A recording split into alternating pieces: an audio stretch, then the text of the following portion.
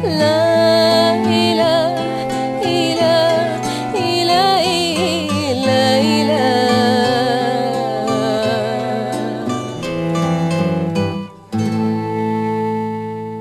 existe unha literatura feminina, mas non corresponde coa anatomía da persoa que escribe, non ten a ver con ter un corpo de muller ou non, senón coa distinción de escribir desde a alteridade, igual que desde a alteridade feminista e nacionalista escribiu Rosalía de Castro.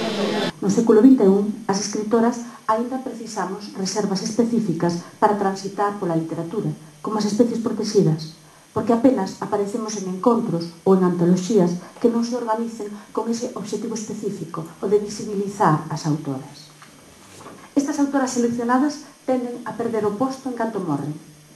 As mulleres, tamén aquí, como en outros contornos da nosa vida social, figuramos por cota, como se fósemos intercambiáveis por sermos idénticas, tanto a unha como a outra, todas tan femininas, todas tan representativas do mesmo, tan capaces de seren devoltas ao silencio unha vez cumprida a súa misión, a de figurantes.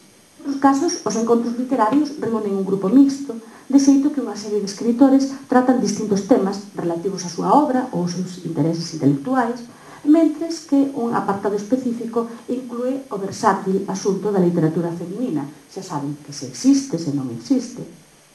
Aí, só aí, imos nós, as autoras, abocadas a nos repetirmos, a debullarnos os mesmos argumentos máis unha vez. Tal vez nos gustaría, as escritoras, que nos preguntasen tamén a nós sobre a auténtica condición do ser, sobre a autodeterminación da Galicia, sobre o ben e o mal, sobre álxebra, sobre a inteligencia artificial ou sobre o feito de non darmos pisado suavemente sobre a terra. Por iso, analizar a presenza actual das mulleres na literatura é unha cuestión complexa. Hai aproximadamente un mes, cando estes relatorios comezaron a anunciarse na prensa, un xornalista solicitoume unha entrevista que non chegou a ser. O malfadado individuo abordoume telefónicamente para me preguntar se aínda tiña sentido andar ás voltas coa cuestión das mulleres, se non se trataba dun tópico. Lóxicamente non pude contestarlle. A pregunta formulada así estaba a conducir a miña resposta, non cabía outra posible.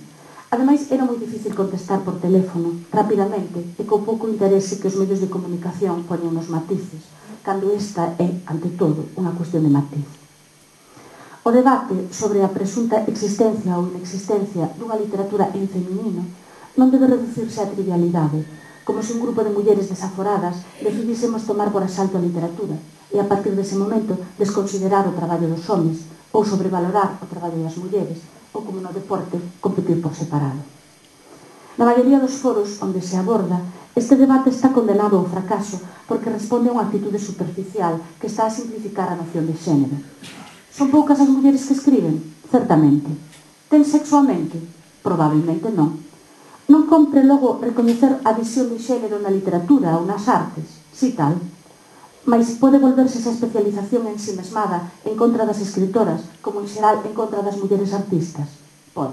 Considero a escrita feminina, igual que a escrita en lingua minorizada, unha alteridade que desafía o poder establecido.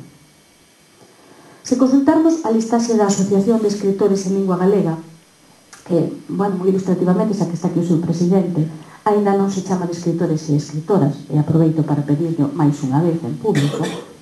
Se consultarmos, digo, a listaxe da asociación, un 20% dos seus membros somos mulleres. Un 20%, fixen os cálculos. Unha porcentaxe importante, aínda que en absoluto paritaria, claro. Mas, como dicía antes, non sei se todas estas autoras contribúen a unha perspectiva de xénero, cando moitas delas aseguraren que a súa é unha literatura neutra, que simplemente escriben e son mulleres. Na miña opinión, as escritoras que aspiran a ser escritores con corpo de muller están a aceptar un modelo un tanto inxenuo dos produtos culturais.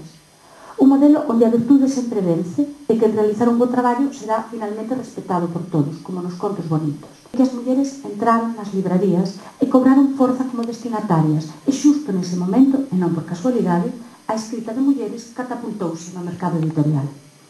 Quero salientar este feito porque a recepción da literatura é importante. Hai escritoras porque hai lectoras. Non se trata só de que o feito de ser muller faga máis difícil socialmente dedicarse á creación artística, obter o tempo para iso, ou acadar recoñecemento. E que ser muller, como ser exiliado, como ser emigrante, como ser negro, implica unha forma determinada de estarmos no mundo, unha cosmovisión alternativa ao modelo dominante. Música